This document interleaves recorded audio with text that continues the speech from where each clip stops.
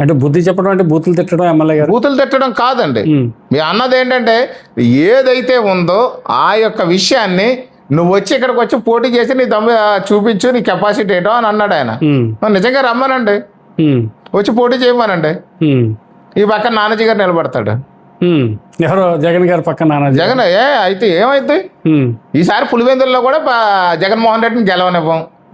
40% voting ఉన్న నాయకుడు జగన్మోహన్ రెడ్డి గారు అంటే వాడికి ఎంత ఓటంగా సింగిల్ గా పోటీ చేశాడు. ఇంకా ఎటువంటి పొత్తులు అవి లేనటువంటి వ్యక్తి. ఒకసారి మాట్లాడేటప్పుడు దృష్టిలో పెట్టుకుని మాట్లాడుతున్నావా లేకపోతే యాదృచ్ఛికంగా అంటున్నావా అనేది మనం ఆలోచించాం. ఇక్కడ ఇంకొక విషయం ఉంటది. మమతా బెనర్జీ కూడా అలాగే చెప్పింది, నాకు తిరిగిలేదు అంట. ఇప్పుడు ఎక్కడుందో తెలియదు. అలాగే తమిళనాడులో కూడా కొంతమంది ఉన్నారు, వాళ్ళు అలాగే చెప్పారు. చాలా మహులైపోయారు. నువ్వు చేసే నువ్వు పద్ధతి ప్రకారం ప్రజలకు ఏది అవసరమో అది చేస్తూ ప్రజల యొక్క మంచి కోరుకున్నవాడు అయితే నువ్వు ఖచ్చితంగా నిన్ను ప్రజలు ఎప్పుడో గెలిపిద్దరు. కానీ నువ్వు మంచి కోరుకోలేదు. ఒక తండ్రి చాటు బిడ్డనే నేను పలానా తండ్రి కొడుకుని అని చెప్పుకుంటే నీకు ఓట్లు వేశారు అంతే తప్ప నువ్వు స్వతశక్తిగా సంపాదించుకున్న ఓట్లు కాదు ఇవి. అక్కడ జగన్మోహన్ రెడ్డి అవనే, ఇక్కడ ఇంకొకడవనే. ఆడ స్వహతగా ఓట్లు సంపాదించుకునే తండ్రుల పేర్లు చెప్పి చెప్పి చెప్పి మేము పలానా వాడు కొడుకుని పలానా వాడు ఇది చేశాడు పలానా వాడు అది చేశాడు అంటేనే ఓట్లు వేశారు. కానీ ఈడకు ఒకసారి అధికారం ఇచ్చి చూపించిన తర్వాత ఆ తండ్రికి ఉన్న బుద్ధి వీడికి 1% కూడా లేదురా బాబు, పండిత పుత్ర పరమ సొంట అని చెప్పి వీళ్ళ సొంటలో వాళ్ళ పవిత్రమైన వాళ్ళు ఇలాంటి వాళ్ళకి అవకాశం ఇవ్వకూడదని ప్రజలు నిర్ణయించుకుని ఈ రోజున 11 సీట్లు తీసుకొచ్చారు. 40%, 40% ఎక్కడుంది 40%? ఇప్పుడు జనాల్లోకి వెళ్తే కనీసం 20% కూడా ఉండదు. అవునండి, ఎందుకు ఉంటుంది? ఎవరున్నారు? ఉన్న వాళ్ళందరూ ఇటు పవన్ కళ్యాణ్ గేట్లు తీస్తే జనాలందరూ వచ్చి జాయిన్ అయిపోవడానికి మాజీ మంత్రులు, మాజీ ఎమ్మెల్యేలు, మాజీ ఎమ్మెల్సీలు అందరూ రెడీగా ఉన్నారు. ఎమ్మెల్సీలు కూడా ఎక్కడ చూసినా ఉన్నారు, రాష్ట్రం అంతా కూడా. మన జిల్లాలో ఉన్నారు బోల్డ్ మంది ఉన్నారు. ఏదో ఒక ఇద్దరు పేరు చెప్పు. ఎందుకు అలా పేర్లు చెప్పడం? జాయిన్ చేసుకునేటప్పుడు చెప్తాం, మీరే చూస్తారు కదా. ఇప్పుడు పేర్లు చేసుకుని మేము జాయిన్ చేసుకునేటప్పుడు మేము గేట్లు అందరూ రెడీగా ఉన్నారు. ఎమ్మెల్సీలు రెడీగా ఉన్నారు, ప్రస్తుత ఎమ్మెల్సీలు ఉన్నారు, మా సామాజిక వర్గానికి సంబంధించినటువంటి వాళ్ళు ఉన్నారు. ఎందుకు లేరు? అన్ని సామాజిక వర్గాల్లో ఖచ్చితంగా జాయినింగ్కి రెడీగా ఉన్నారు. అవునా? మరి నువ్వు అంటే చాలు పవన్ కళ్యాణ్. ఇంకా ఆయన గేట్లు తెరవట్లేదు. ఆయన గేట్లు తెరిస్తే డంప్ ఎలా ఉంటుంది అని అంటే తొలకర కప్పల్లాగా వచ్చి మొత్తం వచ్చి జాయిన్ అయిపోతాక రెడీగా ఉన్నారు. మొన్న రాజమండ్రిలో ఆయన ఒక అసహనం వ్యక్తం చేశారు పవన్ కళ్యాణ్. మీరు ఉన్నట్టున్నారు అక్కడ. ఈ కాపులు అందరూ మన పార్టీ అని చెప్పి నెత్తి మీద పెట్టి కాపుల పార్టీకి తయారు చేసే ఉద్దేశంలో ఉన్నారేమో.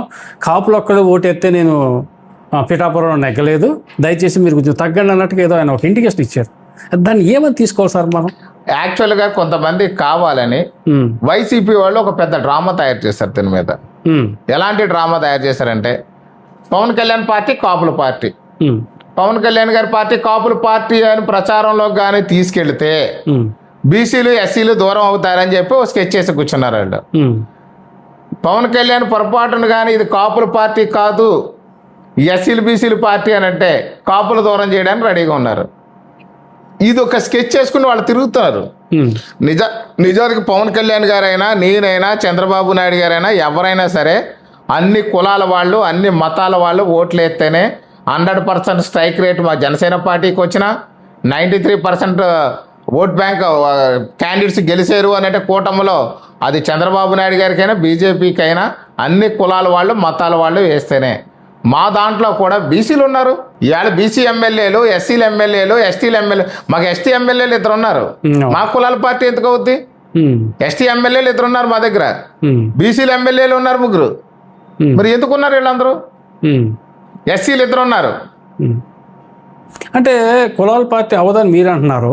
వైసీపీ ఎంతసేపు కాపు కులాన్ని విడదీసుకునే ప్రయత్నంలో ఉన్నారు. అంటే కాపులందరూ మీ వైపు ఉన్నారు ఉద్దేశం మీదే కదా వాళ్ళంతా ఇదిగా. మొన్న ఎప్పుడు వెంకటాయపారంలో తోట తిముత్ర గారు మీటింగ్ పెట్టారు ఈ కాపు నాయకులందరూ. ఈ సోకాళ్ళు కాపు నాయకులందరూ కూడా వచ్చి మా పార్టీలో జాయిన్ అవ్వడం రెడీగా ఉన్నారు. అవునా? అది పక్కనట్టండి. పోనీ నిజంగా కాపుల మీద జగన్మోహన్ రెడ్డికి అంత ప్రేమగాని ఉంటే పోనీ అనౌన్స్ చేయమనండి. పని చేయమనండి, బొత్స సత్యనారాయణని సీఎం క్యాండిడేట్ కింద అనౌన్స్ చేయమనండి, లేదా అమర్నాథ్ని సీఎం క్యాండిడేట్ కింద అనౌన్స్ చేయమనండి. వాళ్ళు ఏమంటారు? అలా కాదు, తోట తిరుపతిని అనౌన్స్ చేయమనండి, లేదా అంబటి రాంబాబుని అనౌన్స్ చేయమనండి, పేరు నానిని అనౌన్స్ చేయమనండి. సీఎం క్యాండిడేట్ మీద ఎంతమంది ఉన్నారు కదా, వీళ్ళు ఎవరికి సీఎం అక్కర్లేదా? వీళ్ళు ఎవరో ఒకరిని అనౌన్స్ చేయమనండి. కాపుల మీద ఎంత ప్రేమ ఉంది, అప్పుడు కాపులు ఆలోచిస్తారు. అవును సార్, వాళ్ళు ఏమంటారు? త్రిమూర్తులు గారు అన్నారు స్వయంగా, పవన్ కళ్యాణ్ గారిని సీఎంగా అనౌన్స్ చేయండి, మేము సపోర్ట్ చేస్తామంటున్నారు. ఎవరో చంద్రబాబు నాయుడు గారు సీఎం ఉంటే ఇతను డిప్యూటీ సీఎం ఏంటి, ఇతను సీఎంగా ఉండమనండి, మేము సపోర్ట్ చేస్తామంటున్నారు కదా సార్. ఇప్పుడు ఆంధ్రప్రదేశ్ విధ్వంసానికి గురైనప్పుడు, ఆంధ్రప్రదేశ్ ప్రజలు అధోగాతి పాలైపోయినప్పుడు పవన్ కళ్యాణ్ గారు అద్భుతమైన నిర్ణయం తీసుకుని ఆంధ్రుల యొక్క మనోభావాలు దెబ్బతినకూడదు, ఆంధ్రప్రదేశ్ అభివృద్ధి చెందాలి, విధ్వంసం జరగడానికి వీలు లేదు అని చెప్పి ఆయన నిర్ణయం తీసుకుని ఎన్ని సీట్లైనా పర్వాలేదు, ఏ పదవైనా పర్వాలేదు, ముందు ఆంధ్ర ప్రజలకు గెలవాలి. పవన్ కళ్యాణ్ గారు గెలవడం, లేకపోతే చంద్రబాబు నాయుడు గారు గెలవడం, లేకపోతే నేను గెలవడం కాదు ఆయన ముఖ్య ఉద్దేశం. ఆంధ్రులు గెలవాలి, ఆంధ్రప్రదేశ్ ప్రజలు గెలవాలి, ఆంధ్రప్రదేశ్ అభివృద్ధి చెందాలి అంటే ఏం చేయాలి?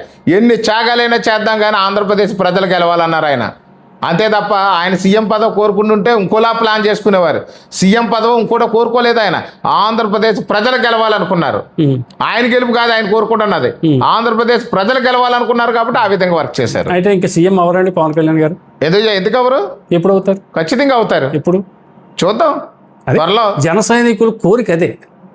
చంద్రబాబు నాయుడు గారు సీఎం అవుతున్నారు, విజన్ ఉన్న ముఖ్యమంత్రి, అదంతా ఓకే. కానీ ఇతన్ని ఇప్పుడు సీఎం చేస్తారు. మేము జన సైనికులుగా అంత కృషి, అంత ప్రయత్నం చేసింది పవన్ కళ్యాణ్ గారు సీఎం అవ్వాలనే కాదు. జన సైనికుడిగా నాకు కూడా పవన్ కళ్యాణ్ గారు సీఎం అవ్వాలనే కోరిక పూర్తిగా బలంగా ఉంది, బలంగా పనిచేయడానికి సిద్ధంగా ఉన్నాను. ఖచ్చితంగా టైం వస్తుంది, నేను పని చేస్తాను. నా కోరిక, మీ కోరిక, ఈ యొక్క పవన్ కళ్యాణ్ గారి అభిమానుల కోరిక, జన సైనికుల కోరిక, వీర మహిళల కోరిక తిరిగేది త్వరలో ఉంది అని చెప్పి మీకు తెలియదు. అంటే 29లో పవన్ కళ్యాణ్ గారు ముఖ్యమంత్రిగా అనౌన్స్ చేస్తారు. చూద్దాం, చేస్తారంటారా? చూద్దాం. మీ దగ్గర సమాచారం ఉందా? అంటే మీరు ఉన్నటువంటి 20 మంది ఎమ్మెల్యేలో పవన్ కళ్యాణ్ గారితో అత్యంత ఆప్తుడైన ఎమ్మెల్యే గారు ఎవరంటే బొత్తుల బలరామకృష్ణ గారు క్లియర్ గా చెప్పేసి. అందరూ ఆప్తులేండి ఆయనకి, అందరూ సమానం. మీకు డిఫరెన్స్ అంటే ఏమీ లేదు కానీ అది మీ అంచనా చెప్పండి. ఇప్పుడు ఆయన అనేది ఏంటంటే 15 సంవత్సరాలు కూటమితో కలిసి ఉంటాను అంటున్నారు. ఓకే, బ్రహ్మాండంగా ఉంది, మంచి మాటే, కూటమితో కలిసి ఉంటారు. మరి ముఖ్యమంత్రి పరిస్థితి ఏంటి? అది అప్పుడు డిక్లేర్ చేస్తారు. ఇప్పుడు ఈసారి కూటమి ప్రభుత్వంలో బీజేపీ, జనసేన, భారతీయ జనతా పార్టీ కూటమి కలిసికట్టుగా వెళ్ళాలన్నారు. 29 దాకా అయిపోయింది. 29 దాకా 15 ఏళ్ళు అన్నారు. ఈసారి చంద్రబాబు నాయుడు గారు సీఎం అన్నారు. రేపు రాబోయే రోజుల్లో ఏం మాట్లాడతారో చూద్దాం. నారా లోకేష్ సీఎం చేస్తారు, చంద్రబాబు నాయుడు గారు సెంటర్కి వెళ్ళిపోతారనే ప్రచారం ఉంది. కానీ ఇతను సీఎం చేస్తారు ఎవరు? పవన్ కళ్యాణ్ గారిని, నారా లోకేష్ గారిని పోనీ డిప్యూటీ సీఎం. ప్రచారాలు చాలా ఉంటాయి. నిజంగా చంద్రబాబు నాయుడు గారు సెంట్రల్కి వెళ్ళారు అనుకోండి, రేపు పొద్దున్న ఇక్కడ కూడా ఇప్పుడు నారా లోకేష్ గారు సీఎం అని అనుకునే వాళ్ళందరూ కూడా ఈ సృష్టి నాకు తెలిసి వైసీపీ వాళ్ళ సృష్టి. నిజంగా అలా ఉంటుంటే అలాంటి పరిస్థితుల్లో చంద్రబాబు నాయుడు గారు సెంట్రల్కి వెళ్ళేటప్పుడు అయితే అవసరం అయితే కొంతమంది ఆలోచన కూడా ఎలా ఉంది, లోకేష్ గారికి ఇటు పవన్ కళ్యాణ్ గారు షీట్ షేరింగ్ పెట్టి ఆంధ్రప్రదేశ్ని సీఎం చేస్తే బాగుంటుంది అనేది కూడా కొంతమంది మాట్లాడుతున్నారు. ఏం జరగాలన్నా, ఏం జరుగుతుందన్నా ఎలాగండి లోకేష్ గారికి, పవన్ కళ్యాణ్ గారికి, చంద్రబాబు నాయుడు గారు జాతీయ రాజకీయాలకు కానీ వెళ్తే వెళ్ళిపోయారు అనుకుందాం. ఏదైతే నెక్స్ట్ ఎలక్షన్ లో లోకేష్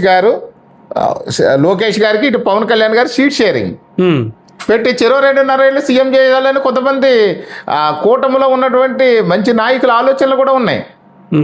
జెంట్లమెన్ ఒప్పందంతో చేస్తే 2 పార్టీలకి నష్టం జరగదు, ఇద్దరు వెళ్తే బాగుంటుందని కొంతమంది ఉన్నారు. రేపు ఏం చేయాలన్నా, ఎలా చేయాలన్నా మళ్ళీ 3 పార్టీలు కూర్చొని ఆలోచించుకుని చేస్తారు. కాబట్టి మనం ఇప్పుడే జోస్యం చెప్పకూడదు, చెప్పలేము కూడా. జోస్యం కాదు సార్, అంచనా చెప్పమంటున్నాను. అంచనా కూడా ఏమి వేయకూడదు. అంచనా వేయకపోతే నేను ఒకటి చెప్పనా మీకు, పవన్ కూటమి కలిసే ఉంటే నిజంగా చంద్రబాబు నాయుడు గారు వెళితే రేపొద్దుట అవకాశం కూడా పవన్ కళ్యాణ్ గారికి రావచ్చు. లోకేష్ గారికి ఎవరా నేనేం చెప్తాను. రేపొద్దున సీట్ అనేది లేకపోతే సగం షీట్ షేరింగ్ చేసుకోవచ్చు. మంచి పార్టీలు 2 గట్టిగా ఉన్నాయి, ఇద్దరికి మంచి అనుబంధంతో ఉన్నారు. జన సైనికులు ఒప్పేసుకుంటారా? అది ప్రపోజల్ ఏం వస్తుంది, ఎలా వెళ్తుంది అనేది చెప్పండి. ఎవరో గొడవ ఎందుకు? మీరు ఒక జన సైనికుడిగా చెప్పండి సార్. మీరు ఒక జన సైనికుడిగా మీ మనసులో ఏముంది చెప్పండి? పవన్ కళ్యాణ్ గారు 5 ఏళ్ళు ఈ రాష్ట్రాన్ని సరే, ఇక్కడికి వచ్చేసరికి తెలుగుదేశం వాళ్ళందరూ లోకేష్ గారు సీఎం అవ్వాలనుకుంటారు. Yes. జన సైనికులందరూ కూడా పవన్ కళ్యాణ్ గారు సీఎం అవ్వాలనుకుంటారు. Yes. పవన్ కళ్యాణ్ గారు మాత్రం ఆలోచించేది మాత్రం ప్రజలందరూ కూడా ఉన్నతమైన స్థానంలో పెట్టాలనుకుంటారు. అలాంటప్పుడు ఆయన ఏ నిర్ణయం తీసుకుంటే ఆ నిర్ణయాన్ని మేమందరం ఫాలో అవుతాం అంతే. ఎవరు? పవన్ కళ్యాణ్ పవన్ కళ్యాణ్ గారి నిర్ణయమే మాకు శిరోధార్యం. మాకు ఇంక వేరే ఆలోచన లేదు. ఆయన ఏ నిర్ణయం తీసుకుంటే ఆ నిర్ణయాన్ని మేము కట్టుబడి ఉంటాం. హలో, తెలుగు రాజ్యం ఛానల్ చూస్తున్నారా? సామాజిక, రాజకీయ, జీవన చిత్రణే తెలుగు రాజ్యం. అతిశయోక్తులు, అసత్యాలు ఉండవు. రాజకీయ కోణం కాదు, ప్రజా కోణమే కొలబద్ద. తెలుగు రాజ్యం వీక్షణ మీ ఉత్తమ అభిరుచికి నిదర్శనం.